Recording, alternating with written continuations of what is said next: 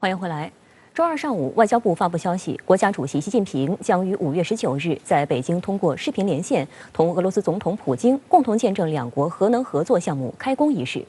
这意味着中俄最大核能合作项目进入全面实施阶段。核能合作是新时代中俄全面战略协作伙伴关系的重大能源合作项目。中俄核能合作将为两国带来怎样的利好？中俄关系达到历史最好的水平，能源合作在其中又起到怎样的作用？来看报道。此次活动是习近平主席和普京总统年内首次双边线上交往，对引领中俄新时代全面战略协作伙伴关系继续保持高水平发展具有重要意义。在周二的外交部例行记者会上，发言人赵立坚介绍称，这是中俄迄今最大的核能合作项目，代表着两国务实合作的高水平。4台机组顺利开工，既展示了中俄在高端装备制造和科技创新领域的重大合作成果，也将助推双方各领域务实合作提质升级。此外，核能具有清洁高效的特点，4台机组建成后将有效减少二氧化碳排放量。这既体现了中方力争实现碳达峰、碳中和目标的坚定决心，也彰显了中方作为负责任大国的有力担当。事实上，核能合作是中俄传统优先合作领域，近年来发展迅速，受到两国元首高度关注。2018年6月，在习近平主席和普京总统共同见证下，双方签署核领域一揽子合作协议，商定合作建设田湾核电站7号、8号机组和徐大堡核电站3号、4号机组。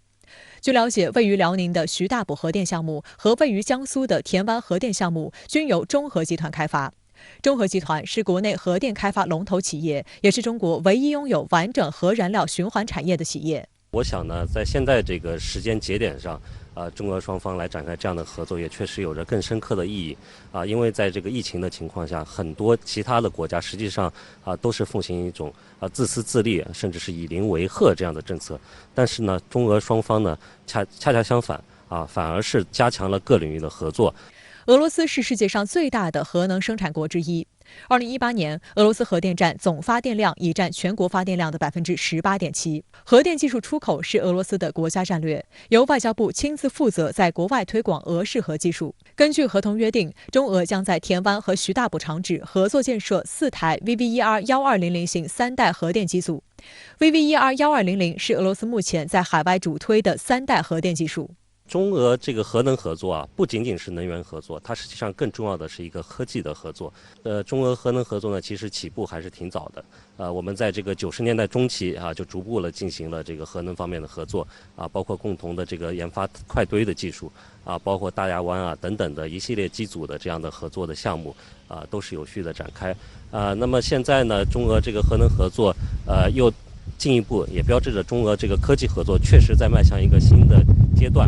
除了核能外，中国长期以来与主要的能源出口国俄罗斯深度合作，互补共赢。2019年12月2号下午，习近平主席在北京同正在索契的普京视频连线，共同见证中俄东线天然气管道投产通气仪式。接气。2020年末，习近平主席同普京在互致新年问候的通话中就谈到，双方要以庆祝中俄睦邻友好条约签署20周年为契机，在更大范围、更宽领域、更深层次上推进双方合作，而能源合作就是其中重要的一项。值得注意的是，无论是核电还是天然气，都属于清洁能源，对于提升中国清洁能源供应量、改善大气环境，都具有积极而深远的影响。